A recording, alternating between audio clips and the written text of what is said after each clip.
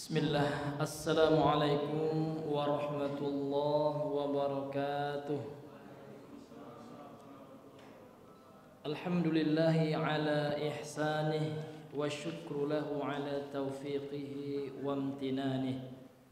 Ashhadu an la ilaha illallah wahdahu la syarika lah ta'ziman li sya'nih.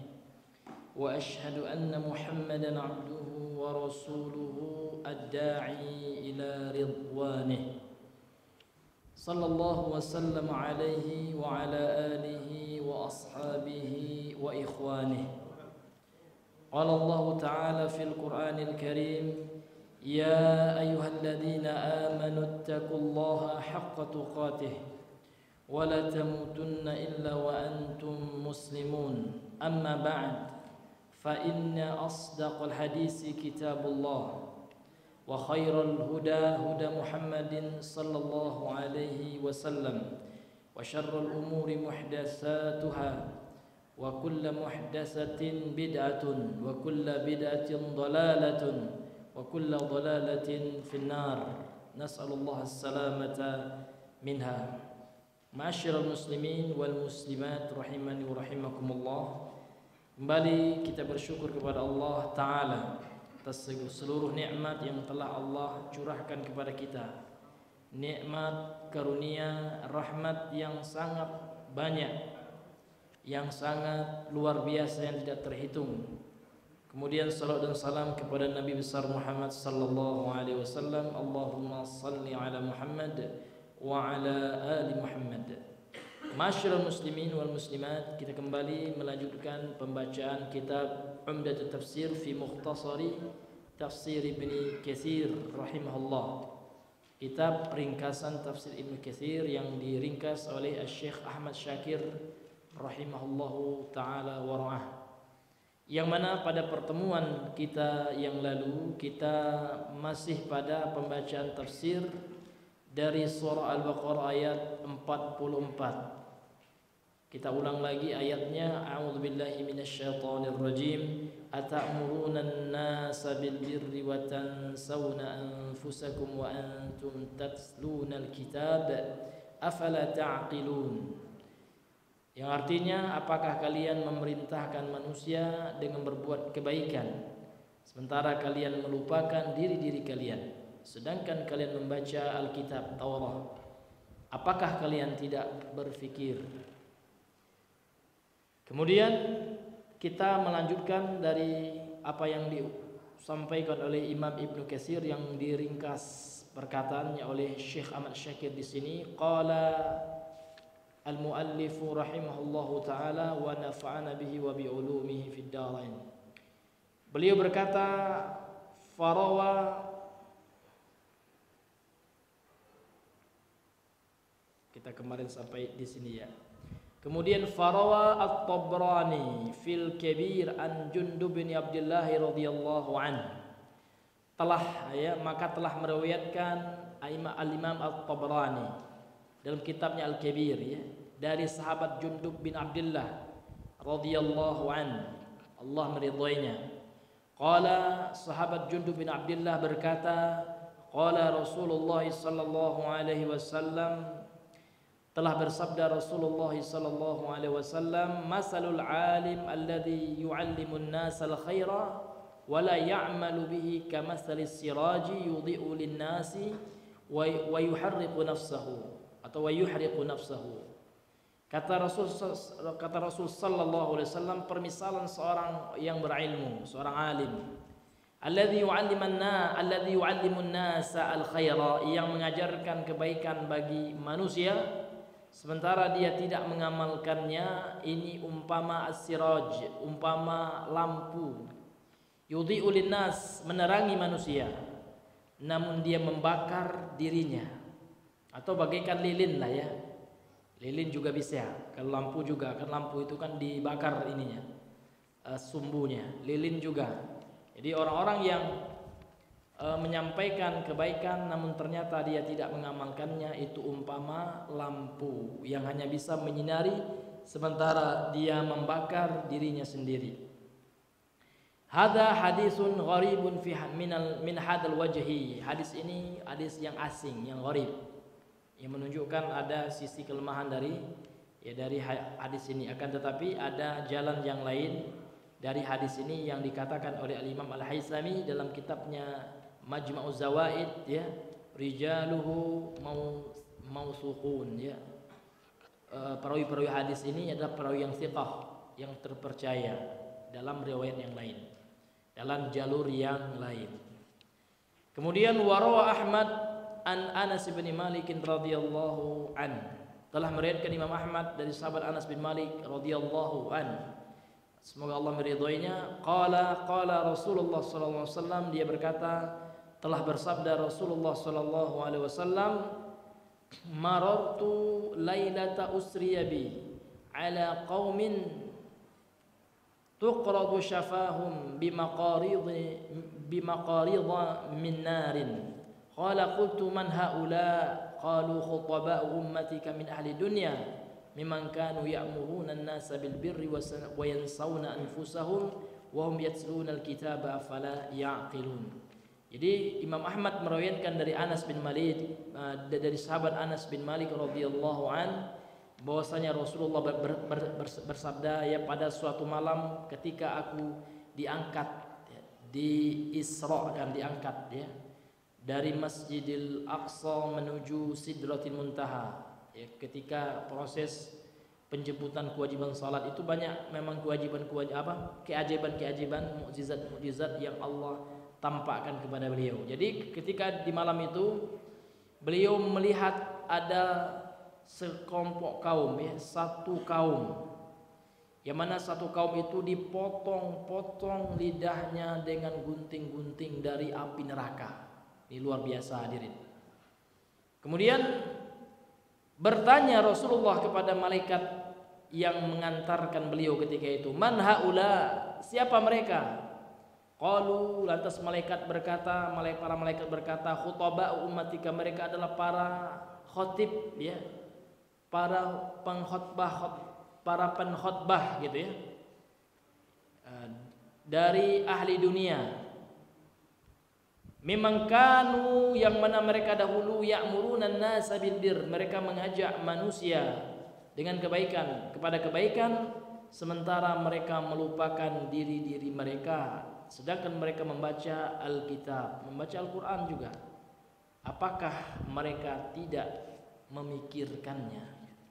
Ini hadirin yang luar biasa. Ini hadirin luar biasa sekali, ya, hadis-hadis Nabi, ya, dan juga ayat Al-Quran, ya, dalam surah As-Saff, ya, Allah Subhanahu wa taala mengatakan amat besar kemurkaan Allah. Kabura, ya, maqtan 'indallah, amat besar. Kabura itu besar, ya, maqtan, kemurkaan di sisi Allah, antaqulu ma la taf'alun, ya, engkau mengatakan sesuatu yang tidak engkau lakukan. Maka memang, ya, orang-orang yang menyampaikan kebaikan sementara dia melupakan dirinya, maka hukumannya sangat luar biasa, hadirin yang dimuliakan oleh Allah. Dan ini menjadi renungan bagi kita semua. Ini menjadi pelajaran yang sangat berharga bagi kita, bahwasanya kita mesti mengamalkan ilmu. Karena ilmu tidak diamalkan, ulama mengatakan al-ilmu bila amalin kasyajarati bila samaratin. Ilmu tanpa diamalkan ini tidak bermanfaat, bagaikan pohon tanpa buah. Jadi kalau ada pohon, Pak, tidak berbuah dia, maka tidak ada gunanya, cuman menghabiskan lahan saja, Pak, ya. Sudah dia ditanam sehektar, ya, pohon duren, mandul semuanya, Pak, ya. Gak ada manfaatnya, habis-habis tenaga. Sementara sudah keluar biaya yang banyak, perawatannya, beli pupuk buat pohon itu, penyiramannya, membiayai orang untuk membersihkan, menebas rumput-rumputnya, sementara tidak bawa buahnya, Pak, ya. Tidak paguno gitu, Pak, ya. Begitu juga orang yang menyampaikan, dia berilmu namun tidak diamalkannya, maka tidak ada faedahnya. Ya, walaupun dia doktor, ya, sekalipun, ya, namun ternyata, ya, dia tidak mengamalkan ilmunya, malah mengejek terkadang Pak ya, orang-orang yang mengamalkan sunnah Nabi sallallahu alaihi wasallam, sambil dia ketawakan orang yang jenggot itu ya, semakin panjang jenggotnya semakin ya goblok katanya. Nah ini, padahal dia sendiri goblok dulunya karena jenggotnya panjang ya, waktu di Saudi ya.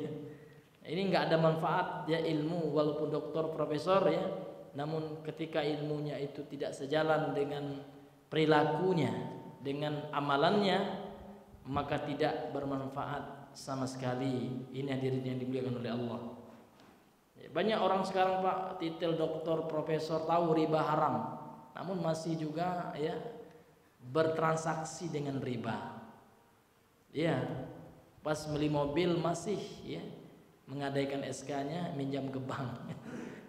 Berbuat riba, padahal sudah tahu terkadang Pak. Ini enggak ada manfaat ilmunya.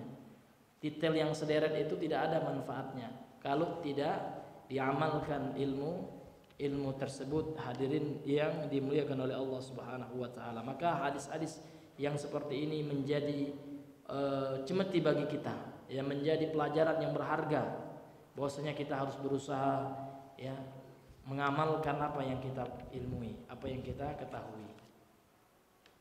Kemudian warawahu Abdun ya Abdu bin Humaid ya, fi musnadihi, dan telah meriwayatkan Abdun bin Humaid dalam musnadnya, wa tafsirihi, dan dalam tafsirnya, wa ibni Mardawaih, dan juga telah meriwayatkan Ibnu ya wa ibnu Mardawaih, Ibnu Mardawaih juga meriwayatkan dalam kitabnya. Warawal Imam Ahmadu an Abi Wa'il, dan Imam Ahmad juga meriwayatkan dari Abu Wa'il. Qala, dia berkata, qila li Usamah wa ana radifuhu ya, dikatakan kepada Usamah sedangkan aku berboncengan ya dengannya, bersamanya. Alla tukallimu Utsman, faqala innakum tarawna anni la ukallimuhu illa asma'ukum, inni la ukallimuhu fima baini wa bainahu ma duna an aftatiha amran la uhibbu an akuna awwala man iftatahahu, wallahu la aqulu li rajulin innaka khairun nasi wa in kana aliyun amiran ba'da an sami'tu Rasulullah sallallahu alaihi wasallam yaqul, qalu wa ma sami'tuhu yaqulu, qala sami'tuhu yaqul. Jadi ya salah seorang perawi hadis ini ya berboncengan dengan Usamah, ini enggak disebutkan karena pakai sirah tamrid ya, dikatakan ya qila, jadi perawinya tidak disebutkan. Jadi perawi ini sedang berboncengan dengan Usamah ya, kemudian dia perawi ini berkata, apakah engkau tidak berbicara ya dengan Utsman wahai Usamah? Kemudian Usamah mengatakan, innakum tarawna anni la ukallimuhu, kalian menyaksikan saya tidak berbicara dengannya, illa kecuali asma'ukum, kecuali aku mendengar saja kepada apa yang kalian bicarakan.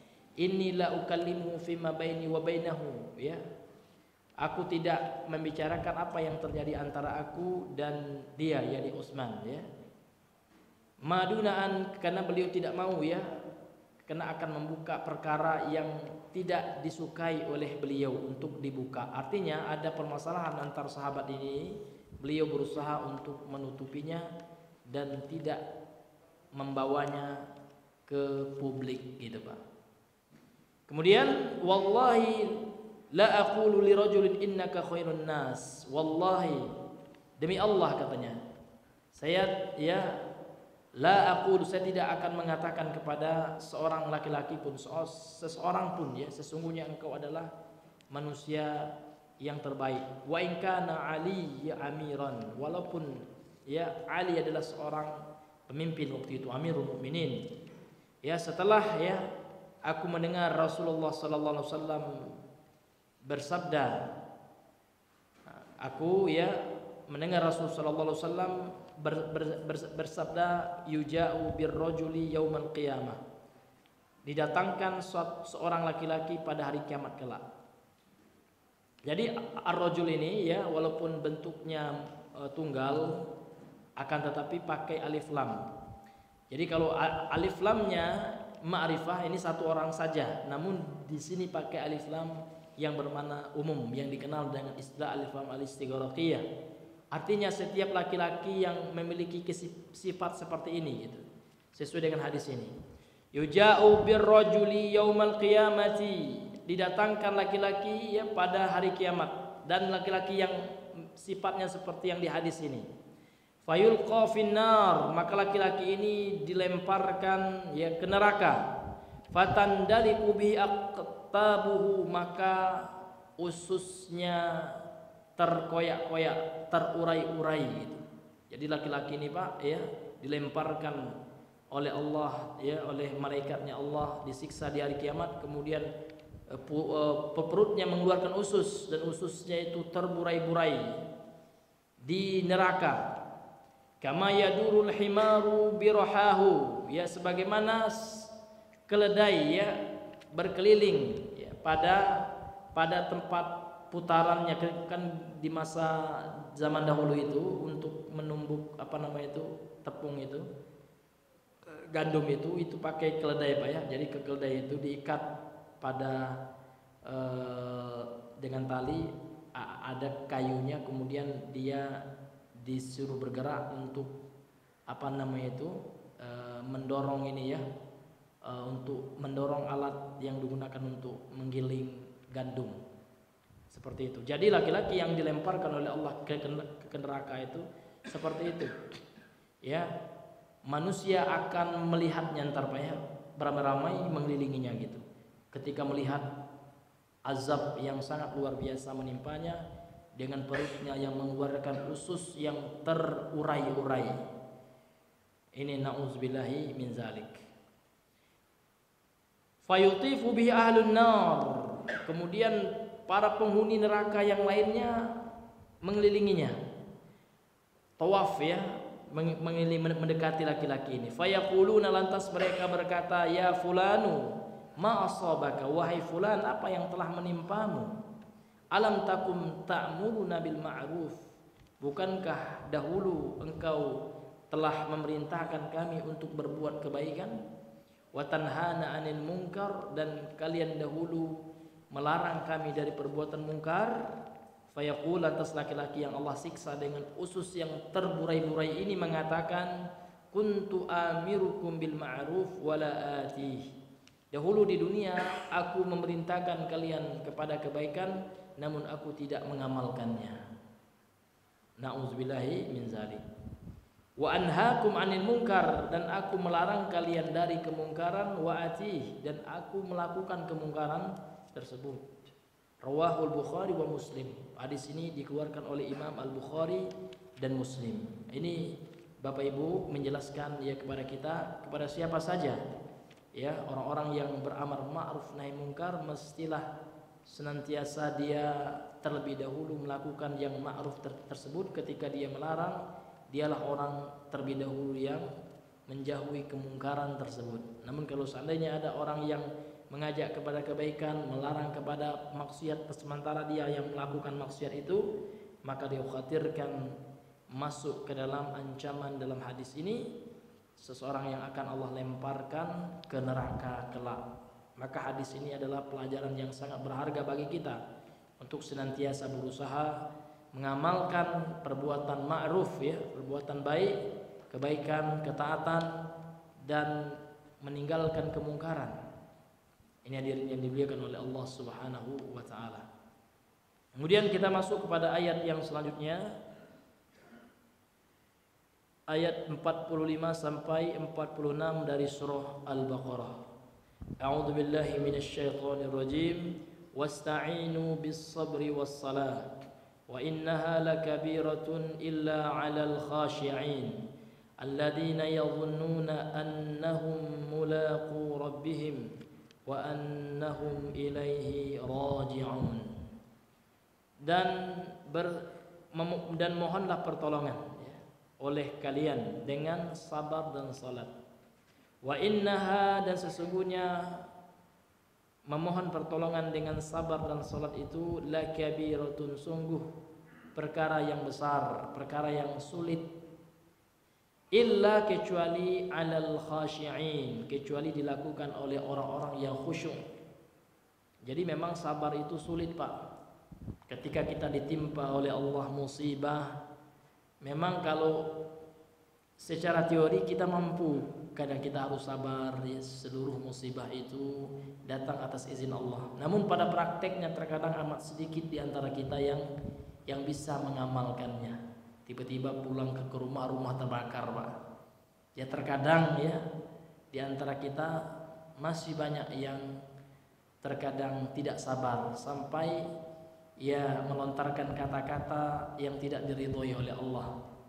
Ya sampai ya berekspresi dengan ekspresi jahiliyah, sampai merobek-robek pakaian. Ada saya lihat, Pak, ya, orang kematian orang tuanya sampai dia luar biasa, sampai berteriak, menjerit-jerit, menampar-nampar pipi.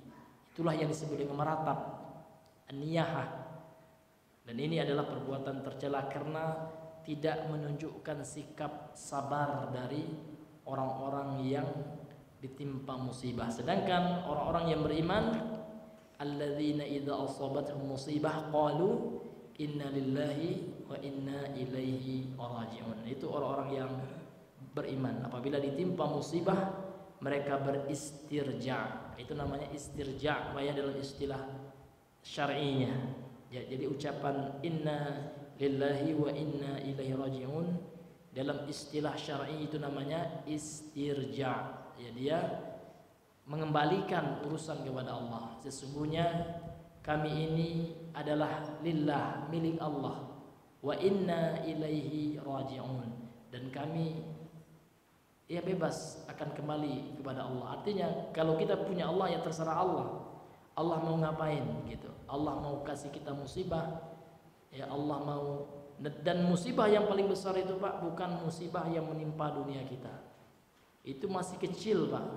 Musibah orang tua meninggal, rumah terbakar, istri minta cerai, istri kabur misalkan, Pak, itu masih kecil ketimbang hidayah Allah cabut. Nah, ini yang musibah yang paling besar. Ya, ketika orang tadi sholat nggak mau lagi sholat dia, Pak, ya. Ketika dahulu dia istiqomah dalam agamanya, ya, meninggalkan kemaksiatan, riba lagi dia, ya kan, berzina lagi dia, minuman keras lagi dia, narkoba lagi dia. Nah, itu musibah yang paling besar. Makanya Rasulullah selalu berdoa, Allahumma la taj'al, ya, la taj'alil musibah fi dini gitu. Ya Allah, jangan Engkau jadikan musibah itu menimpa agama kita. Kalau musibah menimpa dunia itu ringan, Pak. Itu masih kecil. Karena musibah yang menimpa dunia kalau sabar pahala. Tapi kalau musibah agama, ada orang murtad, na'udzubillah. Ya, ada orang yang enggak sholat. Nah, itu bahayanya luar biasa. Ya, kalau dia tidak sempat bertobat, mati dia. Mati dalam su'ul khatimah. Su'ul khatimah. Nah. Kemudian Allah melanjutkan alladzina yadhunnuna annahum mulaqu rabbihim. Orang-orang yang khusyuk itu adalah orang-orang yang yakin. Karena azan di sini maknanya al-yaqin. Nanti disebutkan oleh Imam Ibnu Katsir. Yaitu orang-orang yang yakin sesungguhnya mereka akan berjumpa. Mulaqu itu artinya liqa, yulaqi, ya. Orang yang meyakini bahwasanya mereka akan berjumpa dengan Rabb mereka, dengan Tuhan mereka, dengan Allah. Wa annahum ilaihi raji'un, dan sesungguhnya mereka akan kembali kepada Allah. Jadi akidah Ahlussunnah wal Jamaah, kita pasti berjumpa dengan Allah.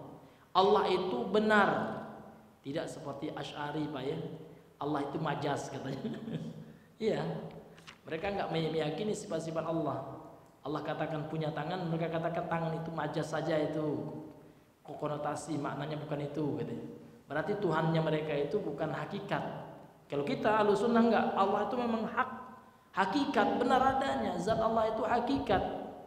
ya kan? Namun nggak serupa dengan zatnya makhluk gitu.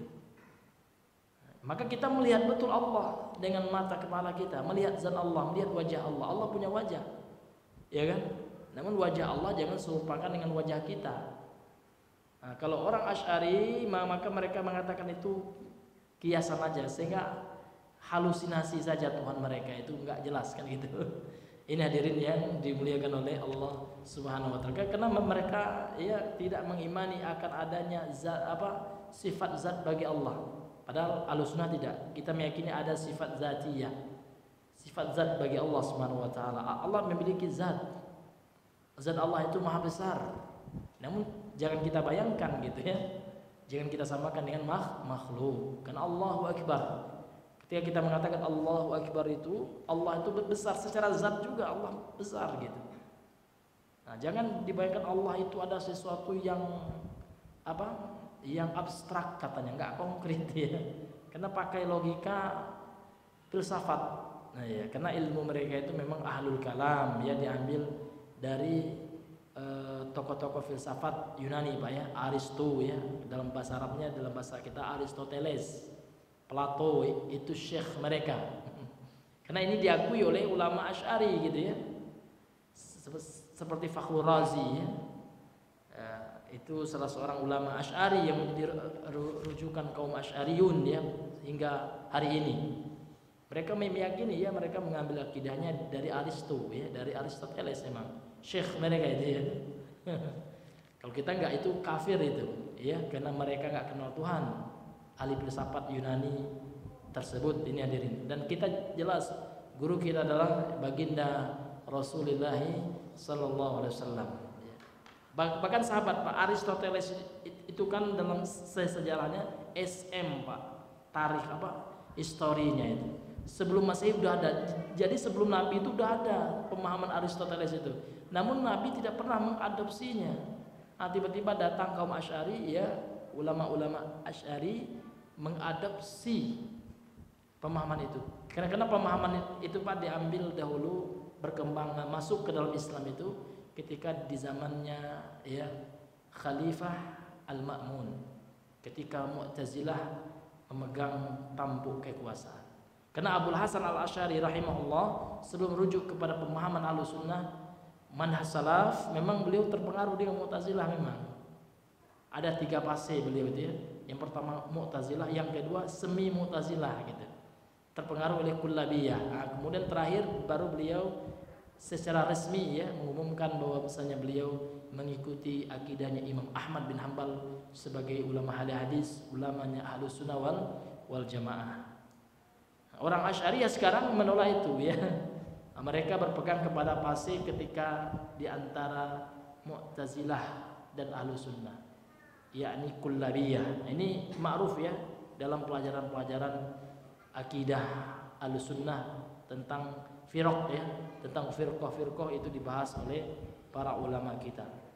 Ini hadirin yang dimuliakan oleh Allah. Itulah di antara kesesatan yang menampak umat Islam itu. Ketika masuknya filsafat Yunani membahas masalah teologi, masalah ketuhanan, Pak. Karena filsafat mereka itu sudah masalah filsafat Tuhan yang dibahasakan, na'udzubillah. Nah, kalau kita berbicara tentang Allah, maka tidak ada rujukan kita melainkan Al-Quran dan Sunnah saja, dan pemahaman para sahabat. Itu saja Pak, itu referensi kita. Nah, kalau mereka referensinya tidak Pak, itu sangat jelas sekali. Karena kami juga membaca dan mempelajari referensi-referensi mereka. Jelas sekali itu ya, rujukan mereka ilmu kalam, ilmu filsafat. Ini hadirin yang dimuliakan oleh Allah. Maka kita bersihkan akidah umat Islam dari noda-noda filsafat Yunani yang masuk ke dalam tubuh umat Islam, yang menggerogoti pemahaman Islam itu sendiri. Ini hadirin yang dimuliakan oleh Allah Subhanahu wa taala. Maka kita Ahlussunnah meyakini Pak, kita itu akan berjumpa dengan Allah, dan itu harapan yang tertinggi. Karena nikmat yang paling besar itu adalah ya an-nazar ila wajhillah, melihat kepada wajah Allah Subhanahu wa taala.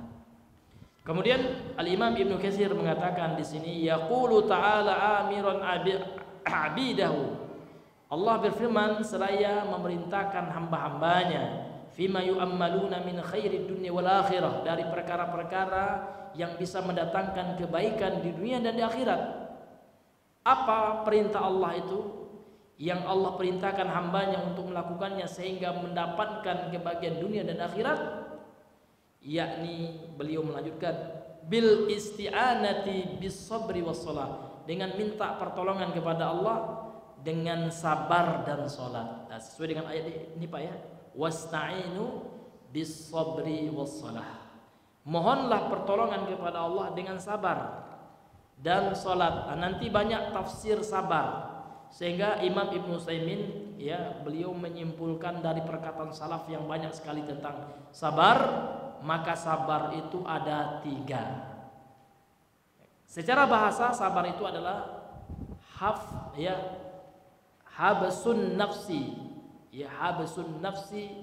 ya anisyai, ya mengekang diri dari sesuatu, itu secara bahasa. Namun secara istilah para ulama berdasarkan perkataan para salaf ya, ulama tafsir dari kalangan tabi'in dan tabi'in yang sangat banyak di mana-mana gitu ya, beliau simpulkan ya bahwasanya sabar itu adalah mengekang diri, seseorang itu berusaha ya untuk mengekang jiwanya, dirinya. Yang pertama ala taatillah, as-sabru ala taatillah, dia kekang dirinya, dia bersabar dalam melakukan ketaatan kepada Allah. Yang kedua wa an ma'siyatillah, dan dari tidak berbuat maksiat kepada Allah. Wa ala aqdarillah, yang ketiga sabar terhadap takdir, ketentuan yang telah Allah tetapkan. Allah menetapkan kita sekarang Pak kurang duit ya. Ya, ini mesti kita sabar. Ya, sabar. Artinya kita menerima Pak, itulah ketetapan Allah yang Allah berikan kepada kita. Ya, jangan kita mengeluh kepada ya Allah, ya kenapa ya rezekiku gini-gini aja ya Allah gitu. Orang lain ya sehari pemasukannya 100 juta ya. Saya di bawah UMR terus ini ya Allah. Gak boleh Pak ya. Karena Allah tahu itulah yang terbaik buat kita. Karena kalau dikasih 100 juta mungkin kita maksiat Pak. Mungkin kita sudah nggak di majelis ilmu ini Pak ya. Mungkin sudah di diskotik malam ini ya. Karena uang banyak kan gitu. Iya, berarti ada kebaikannya walaupun miskin yang bersabar Pak. Makanya kalau menjadi orang miskin, jadilah orang miskin yang sabar kan gitu. Kalau jadi orang kaya, jadilah orang kaya yang bersyukur. Jadi ada pertanyaan kepada Syekhul Islam, mana yang lebih afdol gitu ya? Orang miskin yang bersabar atau orang kaya yang bersyukur, kata yang bertanya ya. Maka beliau mengatakan yang utama itu yang bertakwa. Kalau dia miskin lebih bertakwa dia daripada yang kaya, tentu yang miskin yang lebih afdal. Kalau dia kaya namun dia lebih bertakwa dari yang miskin, tentu yang kaya yang lebih afdal. Maka jadilah orang miskin yang bersabar, dan kalau kita kaya jadilah kaya yang bersyukur. Jadi yang bersyukur itu gimana Pak gitu. Ini sering kita ulang-ulang Pak ya. Syukur itu tidak hanya sebatas kita ucapkan alhamdulillah, enggak sebatas itu aja Pak. Ya. Harus ada syukur dalam wujud perbuatan. Bagaimana? Syukur dalam wujud perbuatan adalah orang yang memberikan hak-hak orang yang ada pada hartanya. Harta kita itu bukan mutlak punya kita Pak. Kalau sudah sampai nisabnya 1 tahun ya Pak ya, Bapak punya uang sebesar 80 gram emas. Berapa 1 gram? Berarti sudah masuk nisab zakat harta. Maka wajib Bapak mengeluarkannya untuk orang yang berhak, mustahik ya. 8 asnaf dalam surah At-Taubah itu yang membutuhkannya. Termasuk diantaranya adalah fi sabilillah, orang yang bergerak di jalan Allah. Termasuk para penuntut ilmu Pak, yang tidak punya dana, pingin masuk pondok pesantren, dekati duit Pak. Daripada Bapak bangun masjid ya, dekati juga orang yang sholat di situ sepi ya, maka lebih bermanfaat ya Bapak kasihkan dananya buat penuntut ilmu, yang mana nanti ya setelah dia ya tuntas belajar, selesai dia belajar, dia berdakwah, setiap dia berdakwah Bapak juga mendapatkan transfer pahala dari setiap dia mengajar itu ya. Setiap dia mengajak manusia ke jalan Allah, mengingatkan manusia dari kesyirikan, setiap orang sadar ini syirik, sadar pentingnya tauhid, sadar pentingnya taat ya. Setiap orang yang mengamalkan apa yang dia sampaikan, selain dia yang dapat pahala, Bapak orang yang menyengolahkan dia juga akan mendapat transferan pahala. Itulah Pak ya fungsinya harta sebenarnya. Jadi harta kita itu untuk kita syukuri. Bagaimana mensyukuri harta? Dengan ya menghabiskannya di jalan Allah Subhanahu wa taala. Karena harta kita itu hanya 3 saja Pak. Ya. Yaqulu ibnu Adam dalam Sahih Muslim ya, yaqulu ibnu Adam mali mali. Anak Adam mengatakan hartaku hartaku. Sesungguhnya harta yang sebenarnya itu kata Rasulullah, walaisa lahu min mali illa salasa. Harta anak Adam itu hanya 3 saja Pak. Yang pertama ma'akalahu, apa yang dia makan, fa'afna, maka akan sirna jadi kotoran Pak. Wa ma labisa, dan apa yang dia pakai, itu aja. Pakai yang dia pakai sebagai kendaraan, harta juga kan yang dipakai Pak ya. Yang dia pakai sebagai pakaian, yang dia pakai, yang dia tempati sebagai rumah gitu, maka itu akan lapuk, maka itu akan juga hancur lama-kelamaan. Kemudian yang ketiga, apa yang dia sedekahkan, wa ma tasaddaqa bihi fa abqa gitu. Apa yang dia sedekahkan, maka itulah yang akan menjadi hartanya yang sesungguhnya. Jadi harta yang dibawa mati itu Pak, memang harta nggak bisa dibawa mati, namun ada yang bisa Pak, yaitu harta yang disedekahkan di jalan Allah Subhanahu wa taala. Jadi ya kita sekarang Pak melihat ya bahwasanya masyarakat kita banyak di antara mereka sekarang ya yang kesulitan dalam segi ekonomi. Ditambah lagi ya berbagai macam sekarang banyak ya upaya-upaya dari masyarakat luar, dalam tanda kutip ya orang non muslim Pak. Ini terkhusus di daerah-daerah yang berada di pinggiran Pak.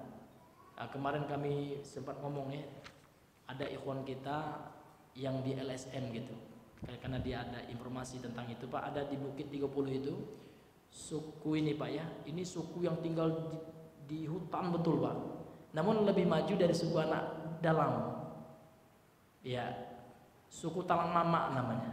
Jadi teman kita itu yang suka ngantar orang LSM ke situ, dia mantan, dia nggak lagi aktif katanya, tapi dia sopirnya orang-orang LSM itu ya, orang yang untuk konservatif ya, nanam kembali pohon-pohon sebagai paru-paru dunia itu.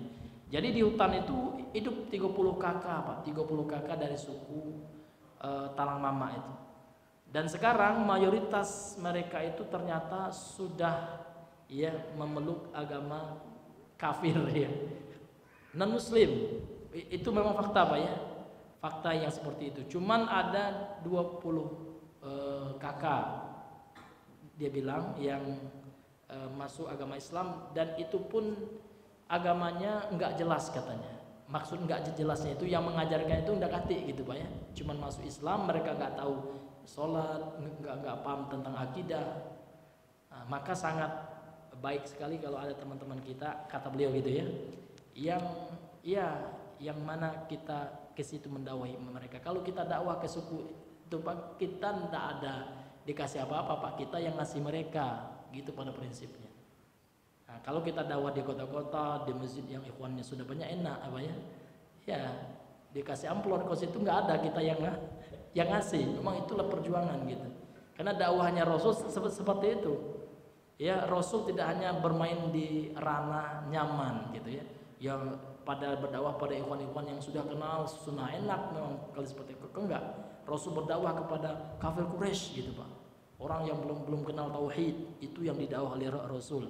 Dan banyak tantangannya memang. Rasul pernah dilempari ya, dan kita masih sedikit, kita hanya di stop aja Pak ya, kita diprovokasi, kita dibilang Wahabi lah ya, kita difitnah, nggak apa-apa, biasa aja gitu ya. Karena Rasulullah jauh lebih parah. Padahal kita sudah ya berusaha mengambil hatinya masyarakat, Pak ya. Kita nggak hanya tok ngomong saja, kita berusaha untuk ya memberi bantuan semampu kita, ya hadiah semampu kita. Karena di antara metode dakwah itu juga saling memberi hadiah. Karena Rasul mengatakan tahadu, tahabbu, saling beri hadiahlah ke kalian, maka kalian akan saling mencintai gitu. Ini di antara metode dakwah Rasul sallallahu alaihi wasallam. Maka untuk itu ya teman-teman kita yang Allah titipkan harta Pak, itu yang kita galakkan gitu. Maka kita berdakwah mengajak orang yang dari nol, yang betul nggak kenal Islam, dengan ada sebab dakwah kita dia paham Islam, dia tahu itu syirik ya. Alhamdulillah kami beberapa waktu kejangkat itu Pak, ibu-ibu banyak yang nanya, oh itu syirik ya Pak, selama ini kami nggak tahu. Banyak pingin tahu mereka nggak tahu selama ini Pak ya. Oh rupanya minta buat zimat itu nggak boleh ya katanya, nggak tahu memang Pak. Ya banyak antusias mereka, namun tetap dakwah itu ada ujiannya. Tentu akan datang nanti provokator ulung nih Pak ya, yang tidak ada sumbangsihnya apa-apa, namun taunya hanya menfitnah. Memang ada seperti itu Pak, memang itu sudah sunatullah. Untuk itu kita senantiasa bersabar dan selalu istiqomah, berupaya dengan semampu kita untuk menyampaikan tauhid ya, menyampaikan dakwah Islam kepada masyarakat kita hadirin yang dimuliakan oleh Allah Subhanahu wa taala. Kemudian beliau melanjutkan, kama qala Muqatil fi tafsir hadhihi al-ayah, sebagaimana berkata Muqatil dalam mentafsirkan ayat ini, kata kata Syekh Ibnu Katsir rahimahullah. Jadi Imam Muqatil mengatakan maksud dari firman Allah wasta'inu bis-sabri was-salah, beliau mengatakan ista'inu ala talabil akhirati bis-sabri ala al-fara'idi was-salah. Mohonlah pertolongan dalam meminta perkara akhirat, kesenangan di akhirat, dengan sabar melakukan kewajiban-kewajiban ya, dan dengan sabar melakukan salat. Jadi makna sabar menurut beliau adalah sabar dalam melakukan ketaatan berupa kewajiban-kewajiban dan sabar dalam melakukan salat. Nah, ini. Dan ini termasuk Pak bagian dari sabar. Karena seperti yang telah kita jelaskan tadi, bahwasanya sabar itu diantara makna sabar itu adalah sabar ya dalam melaksanakan kewajiban kepada Allah. Fa amma sabru faqila, adapun makna sabar maka dikatakan. Jadi ada ulama salaf yang mengatakan innahu as-siyamu, sabar itu adalah puasa. Nassa alaihi Mujahid, ini adalah perkataan yang dinaskan, yang ditetapkan oleh Imam Mujahid. Wa Jurai ibni Kulayb, dan ini juga pendapatnya Imam Jurai ya, Jurai ibnu Kulayb, an rajulin min Bani Salim, dari seorang laki-laki dari Bani Salim, anin Nabi sallallahu alaihi wasallam, dari Nabi sallallahu alaihi wasallam bahwasanya Rasulullah bersabda as-saumu nisfus sabri, berpuasa itu adalah separuh dari kesabaran. Jadi ya sabar itu diantaranya adalah puasa. Ini maksudnya apa? Puasa bagian dari sabar gitu. Bentuk sabar itu adalah dengan berpuasa. Karena berpuasa itu Pak, kita menahan diri kita, tidak hanya dari makan minum, namun dari seluruh yang bisa membatalkan sahnya puasa dan membatalkan pahalanya puasa. Nah, kalau mungkin menahan makan dan minum itu bisa aja Pak ya, namun tidak menutup kemungkinan puasa kita batal ya, pahalanya gitu, pahalanya nggak ada kalau seandainya dengan tidak ya menahan diri kita dari perbuatan maksiat. Jadi kalau ada orang berpuasa namun tetap ya bergunjing, berpuasa namun tetap ya riba, berpuasa namun tetap adu domba, berpuasa namun tetap melihat maksiat-maksiat ya, maka ya pahalanya hilang Pak. Karena Rasul mengatakan betapa banyak kam min shaimin gitu. Betapa banyak orang yang berpuasa laisa lahu min siyamihi ilal ju' wal 'atash ya. Tidak ada yang dia dapatkan dari puasanya kecuali rasa lapar saja dan haus. Karena pahalanya sia-sia, karena dia tidak meninggalkan ya perbuatan-perbuatan maksiat, perkataan-perkataan yang tidak berguna ketika dia berpuasa. Sehingga puasa ini dikatakan oleh Nabi sebagai sebagian atau separuh dari kesabaran. Waqilah, dan dikatakan kata Imam ya Ibnu Katsir, wal muradu bisabri al kafu anil ma'asi. Dikatakan pula dari pendapat ulama salaf, yang dimaksud dengan sabar adalah menahan diri dari maksiat. Ini bagian dari sabar juga. Karena sabar tadi taat kepada Allah, melakukan ketaatan kepada Allah, dan sabar terhadap ya, dari melakukan perkara maksiat. Walihaza, oleh sebab itu qaranahu Allah dia mengikat gitu atau menyandingkan antara sabar dengan sholat. Oleh karena itu Allah menyandingkan antara sabar dengan biadail ibadat wa a'laha fi'lis salah, dengan melakukan ibadah, dan ibadah yang paling tinggi tentu adalah ibadah salat ya. Setelah ibadah hati kita berupa mengesahkan atau mentauhidkan Allah Subhanahu wa ta'ala. Maka intinya hadirin yang dimuliakan oleh Allah Subhanahu wa ta'ala, sabar itu adalah menahan diri kita dalam melakukan perkara-perkara ketaatan, baik hukum taat itu yang wajib maupun yang sunnah. Itu orang dikatakan sabar, Pak. Jadi sabar itu bukan orang yang hanya mampu bertahan nunggu antrian panjang, bukan itu aja, Pak. Tiba-tiba nggak sholat dia nggak sabar juga ya. Jadi sabar itu adalah orang yang istiqomah, berusaha dia melawan hawa nafsunya ya, mengekang jiwanya untuk melakukan kewajiban. Tentu yang pertama yang wajib, kemudian disempurnakan yang sunnah. Kemudian yang kedua, orang yang sabar itu adalah orang yang berusaha sekuat tenaga menghindari yang Allah haramkan. Orang nggak berzina berarti sabar itu, Pak. Ya, orang nggak minum minuman keras bersabar. Ini hadirin yang dimuliakan oleh Allah. Kemudian bersabar terhadap takdir Allah berupa musibah.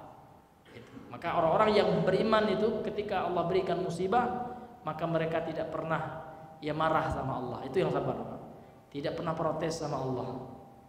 Karena ada pula, Pak, ya orang yang memprotes Allah. Saya pernah dengar soalnya, Pak, ya. Tuan Allah kau dak adil kata Pak. Iya. Orang Minang pula ada tidak adil lah.